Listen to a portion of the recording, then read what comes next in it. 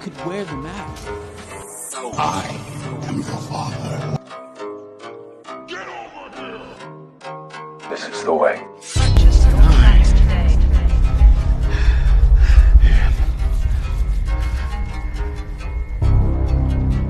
Iron Man.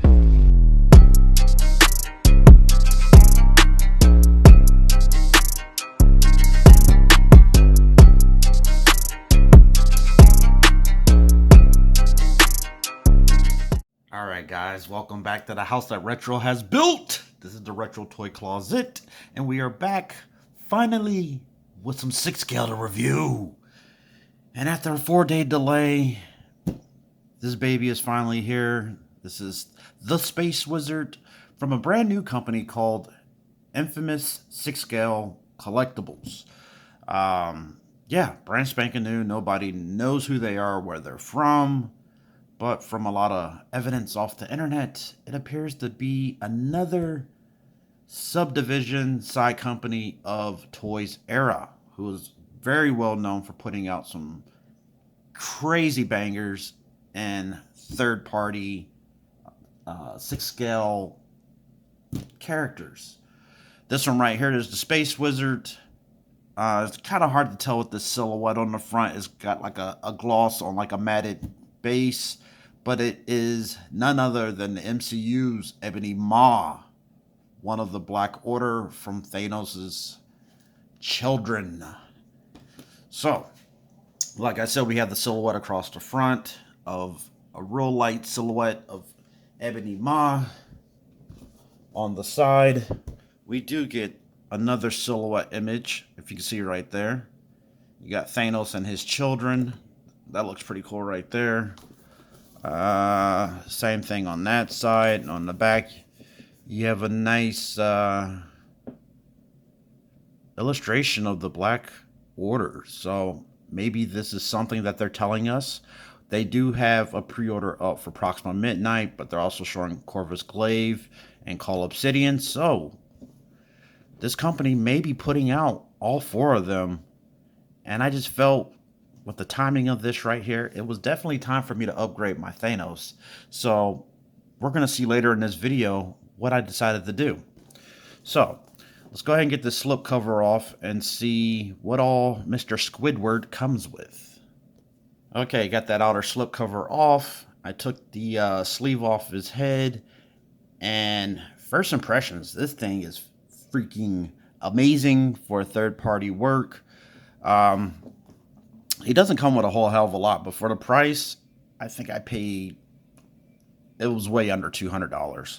So for the price, you can't complain. You can definitely tell this is a brand new body because it's not a standard 6 scale body. This thing is actually pretty tall, and later on in this segment, we'll see the size comparison of him. We'll do next to a Iron Man suit, and then, of course, we'll have him next to Thanos. But as you can tell on this top sleeve, you get 2 additional sets of hands, plus the hands that are already on the figure. And then you got your sleeve underneath, which always has that classic Toys R Us style base, which, for me personally, I like it. A lot of people were hoping for additional accessories, but, you know, if you want some rocks and all that, use your imagination. It's not hard. Get yourself some thermal foam. You can throw some rocks around that base. Do whatever you like.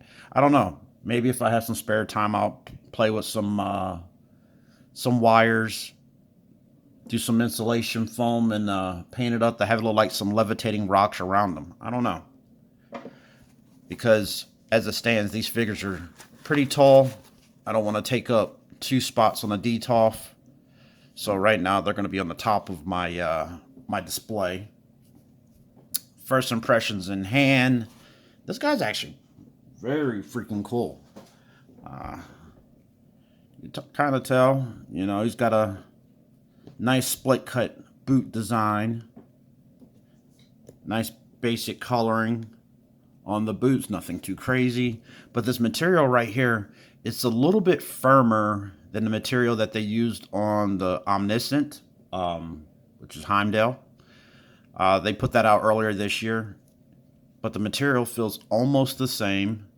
This should be a material you should not have to worry about any creasing. because it's nice, firm, and durable. You could feel it just in the touch. It's a nice, firm material. You know, we just bent the arm right there, bend it back. Look at that, bounce back. That's what we need, Hot Toys.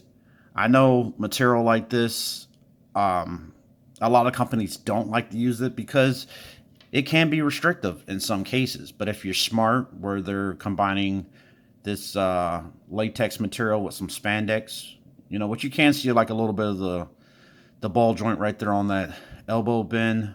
But other than that, look at that. You got a nice double joint bend right there. Looks amazing. Like, wow. And then this head sculpt. They knocked it out of the park.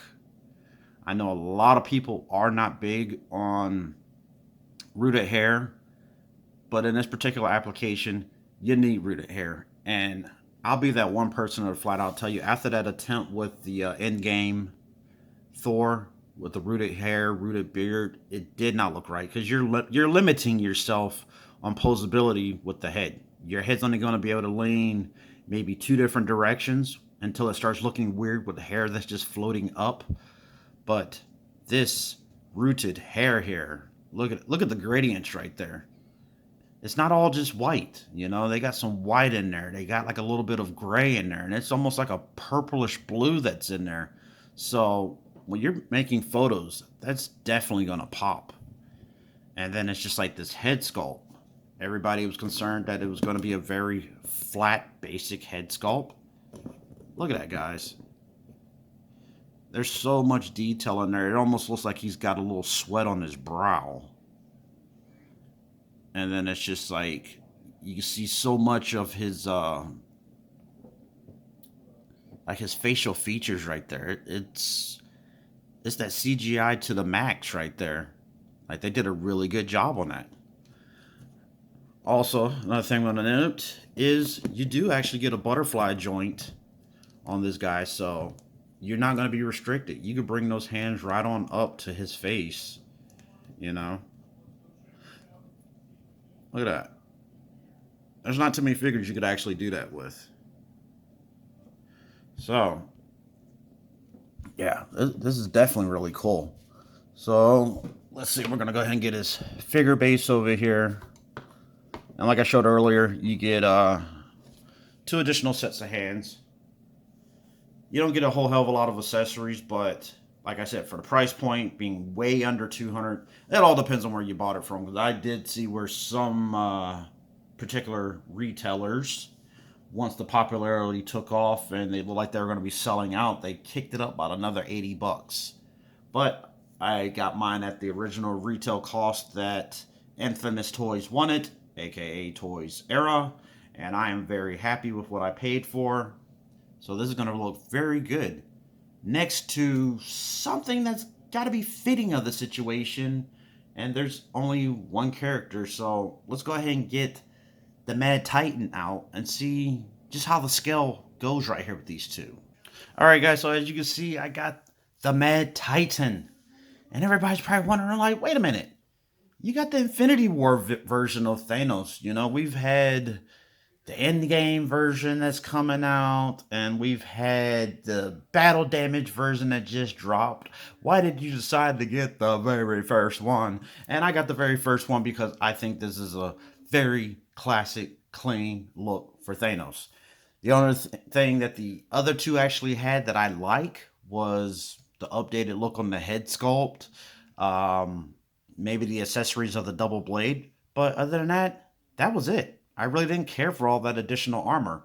This nice, simplistic look, which originally I did not like when I watched Infinity War. I'm cool with it now. I went ahead, got this version right here, and I got it easily $200 less than the going rate online. So that was another reason to go ahead and kind of give me that push to go ahead and get it. You know, granted, I did see the Endgame version with Toys Wonderland, but it's their shipping. Their shipping killed that wholesale, and that's another story for another day. But right here we have it. This is the start of our Black Order, and this looks freaking good together. As you can tell, I got both figures on their figure stands. Ebony Maw, perfect height next to Thanos. You cannot complain about that at all. It's right where it needs to be. And like I said, Ebony Maw is a brand new figure body. So I would imagine they're going to use the same exact body when they come out with Corvus Glaive. If they come out with Corvus Glaive. So I'm just assuming they're going to put out Corvus Glaive. But they're definitely going to use this body, so they're going to get their money's worth out of it. The only one I'd be concerned about is what they're going to do with Cull Obsidian, because Cull Obsidian will have to be a whole brand new body. Unless they're smart and they use the body that they used with the tank, aka the Juggernaut, from their Deadpool 2 version, which last year that was a banger. It was a solid figure release. Amazing. So that's how he looks standing next to Thanos. So we're going to make a little bit of room for one more and see how Ebony Maw scales up next to the Mark 85. Okay, and there you have it. The Mark 85 standing next to Space Wizard, aka Ebony Maw. And yeah, the scale size is perfect because in that Infinity War movie, Ebony Maw was that tall, lanky space alien, and he was a lot bigger than humans.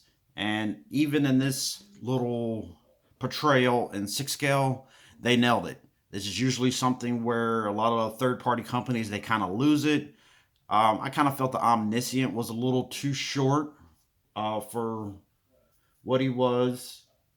I'm trying to think who else. Toys R Us, they did awesome with the tank. You know, some people feel that he was a little too big, but it's like when you actually compare the scale to like scenes from the movie, spot on. But this right here, this is beautiful. All 3 figures are on their figure base. All their figure bases are sitting at the same height. Yeah, the Mark 85 is just a teeny touch lower, but they're pretty much all at the same height, and they look amazing. So I'm definitely going to have some fun posing this up. I got a couple of different pose ideas in mind, but stick around to the very end, as I always tell you guys, because you know we like to do our little photo shoot. So we'll see what we can do with a little photorealism. But if you haven't already, like, comment, and subscribe, and I will catch you guys in the next video. Stay retro.